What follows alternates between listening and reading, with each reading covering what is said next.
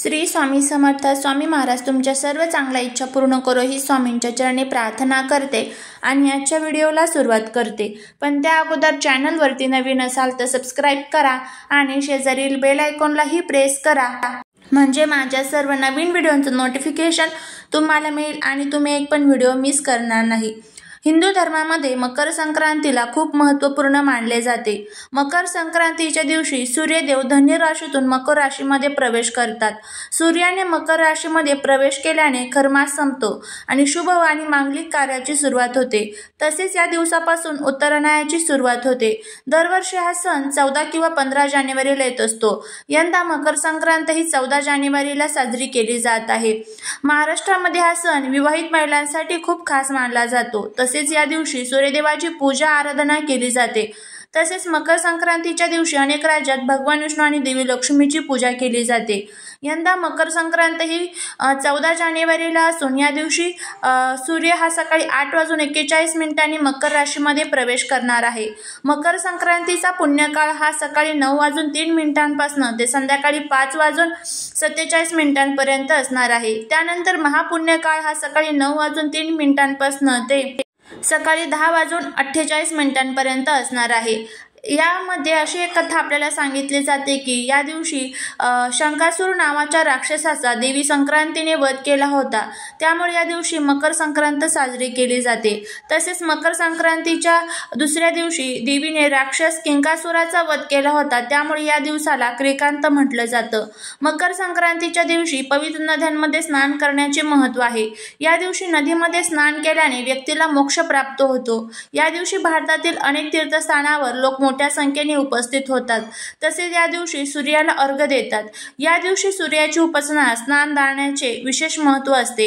या दिवशी गरजूंना आपल्याला तीळ, चादर, गूळ, तूप या वस्तू दान म्हणून द्यायच्या असतात। त्याचबरोबर या दिवशी आपल्याला काही महत्त्वाचे नियम देखील पाळायचे असतात, कारण मकर संक्रांतीच्या दिवशी देवी मकर संक्रांतीने जे काही परिधान केलेलं आहे, ज्या काही वस्तू ती खात आहे तर त्या आपल्याला स्वतः ग्रहण करायच्या नसतात किंवा आपल्याला खायच्या नसतात। त्याबद्दलचीच आजच्या व्हिडिओमध्ये आपण माहिती घेणार आहोत की आपल्याला मकर संक्रांतीच्या दिवशी अशा कोणत्या 3 वस्तू आहेत तर त्या आपल्याला चुकूनही खायच्या नाहीये। या वस्तू जर आपण खाल्ल्या तर याचे अनेक वाईट दुष्परिणाम, वाईट भोग हे आपल्याला भोगावे लागतील। कारण बघा, आपण खूप सेवा करतो, उपाय करतो आणि मग आपल्याला त्याचं फळ मिळत नाही का? कारण ह्या चुका आपल्याकडनं होत असतात, या गोष्टी आपल्याला माहीत नसतात आणि चुकून आपल्याकडनं ह्या चुका झाल्यामुळे आपण म्हणतो की सेवा करूनही जर माझ्या कष्टाला आणि नशिबाला साथ मिळत नसेल तर त्याचा काय फायदा आहे। त्यामुळेच या चुका आपल्याला प्रामुख्याने टाळायच्या असतात। मकर संक्रांतीच्या दिवशी देवी मकर संक्रांतीने पिवळ्या रंगाचे वस्त्र परिधान केलेले आहे, त्यामुळे या दिवशी तुम्ही पिवळ्या रंगाचे वस्त्र चुकूनही परिधान करू नका। पिवळ्या रंगाची साडी असेल, पिवळ्या रंगाचे कपडे असेल तर हे चुकूनही तुम्ही या दिवशी परिधान करू नका। त्याचबरोबर या दिवशी देवी मकर संक्रांतीने आपल्या कपाळावरती केशराचा टिळा लावलेला आहे, त्यामुळे आपल्याला आपल्या कपाळावरती केशराचा टिळा हा चुकूनही लावायचा नाहीये।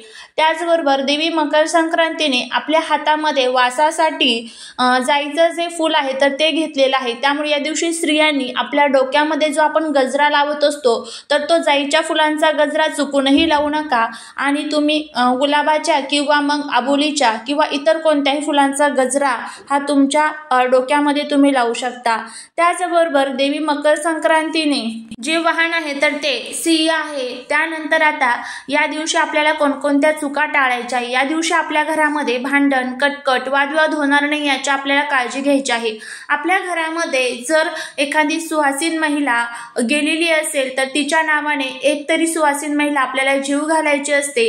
त्यामुळे आपल्याला मकर संक्रांतीच्या दिवशी सुहासिनीचा हा सण देखील मानला जातो। त्याचबरोबर घरामध्ये तुम्ही हळदी कुंकू सुद्धा या दिवशी करू शकता। या दिवशी घरामध्ये खोटं बोलू नका। आपल्या घरातील जे वडीलधारे आहेत त्यांचा अपमान करू नका। आपल्या घरामध्ये स्वच्छता ठेवण्याचा प्रयत्न करा। या सर्व गोष्टी आपल्याला पाळायच्या आहे।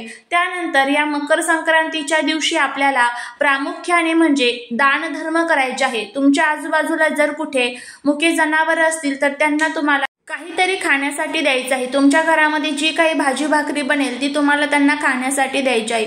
अशा पद्धतीने संपूर्ण हे नियम आपल्याला मकर संक्रांतीच्या दिवशी पाळायचे आहे। कारण मकर संक्रांत ही खूप मोठा दिवस मानला जातो। या दिवशी तुम्ही जे काही कराल त्याच्या दुपटीने आणि तिपटीने आपल्याला ते परत रिटर्न भेटत असतं हे लक्षात ठेवामुळे त्यामुळे घरामध्ये सकारात्मक वातावरण ठेवण्याचा आपल्याला प्रयत्न करायचा आहे। आता या दिवशी काही ठिकाणी बघा पुरणपोळीचा जो स्वयंपाक आहे तर तो केला जातो, पण पुरणपोळीच्या स्वयंपाकामध्ये तुम्हाला कांदा लसूण जे आहे तर ते चुकूनही टाकायचं नाहीये। तुम्ही बिना कांदा लसूणचा जो स्वयंपाक आहे तर तो तुम्हाला करायचा आहे। या दिवशी घरामध्ये आपल्याला कोणकोणत्या भाज्या खायच्या नाहीत आता त्याबद्दलची माहिती घेऊया। त्यामुळे जर तुम्हाला हा व्हिडिओ आवडला तर चॅनलला सबस्क्राइब करून कमेंटमध्ये जय माता लक्ष्मी लिहायला अजिबात विसरू नका। तर या दिवशी घरामध्ये आपल्याला संपूर्णपणे नॉनव्हेज म्हणजे मांस मटण मच्छी अंडी जे आहे तर ते पूर्णपणे वर्ज्य ठेवायचं आहे। कारण हे पदार्थ तुम्ही बाहेर खायचे नाही किंवा तुम्हाला इतर कोणी खाण्यासाठी बोलवलं तरीही खायचं नाही, याची आपल्याला काळजी घ्यायची आहे। त्यानंतर कांदा लसूण जो असतो तर तो देखील आपल्याला या दिवशी संपूर्णपणे वर्ज्य केला जातो। मकर संक्रांतीच्या दिवशी घरामध्ये आपल्याला सर्वात प्रथम जे मकर संक्रांतीने खाण्यासाठी जो पदार्थ घेतलेला आहे तो म्हणजे पायसम। त्यामुळे या दिवशी आपल्याला आपल्या घरामध्ये खीर जी असते तर ती चुकूनही बनवायची नाहीये। खीर आपण जर बनवली तर त्याचे अनेक वाईट दुष्परिणाम हे आपल्याला भोगावे लागू शकतात। मग तुम्ही ती तांदळाची खीर असेल, शेवाळ्याची खीर असेल, रव्याची खीर असेल, कारण पायसमला आपल्याकडे खीर म्हटलं जातं। त्यामुळे आपल्याला या दिवशी खीर जी आहे तर ती चुकूनही आपल्या घरामध्ये बनवायची नाहीये किंवा खीर आपल्याला खायची नाहीये। त्यानंतर मकर संक्रांतीच्या दिवशी आपल्याला जो पुढचा पदार्थ आहे तर तो संपूर्णपणे वर्ज्य करायचा आहे, तो म्हणजे जर तुम्ही भाजी बनवणार असाल तर या दिवशी कोबीची भाजी चुकूनही या दिवशी बनवू नका। त्याचबरोबर या दिवशी आपल्याला वांग जे असतं तर ते देखील संपूर्णपणे वर्ज्य केलं जातं। कारण हे जे पदार्थ आहेत तर ते आपल्या हिंदू धर्मशास्त्रामध्ये याला तामसिक पदार्थ म्हटले जातात। आता बघा खीर ही आपण बनवत असतो पण या मकर संक्रांतीला आपल्याला ती खायची नाही, कारण मकर संक्रांतीने पायसम हे खाण्यासाठी घेतलेलं आहे, त्यामुळे आपल्याला खीर खायची नाही हे लक्षात ठेवा। बाकीचे जे पदार्थ आहेत तर ते तुम्ही प्रत्येक वेळेस जे सणवार येतात तर त्यांना आपल्याला ते पूर्णपणे वर्ज्यच करायचे असतात, ही गोष्ट लक्षात ठेवा। तर अशा पद्धतीने ही आजची माहिती होती। जर तुम्हाला हा व्हिडिओ आवडला असेल तर चॅनलला सबस्क्राइब करा। हा व्हिडिओ तुम्ही तुमच्या फ्रेंड्स बरोबर फॅमिली बरोबर शेअर करा, जेणेकरून त्यांना देखील ही संपूर्ण माहिती अगदी व्यवस्थितपणे मिळेल। झालेली सेवा ही महाराजांच्या चरणी रुजू करते। तुम्हाला जर हा व्हिडिओ आवडला असेल तर लाईक शेअर सबस्क्राइब करा। श्री स्वामी समर्थ।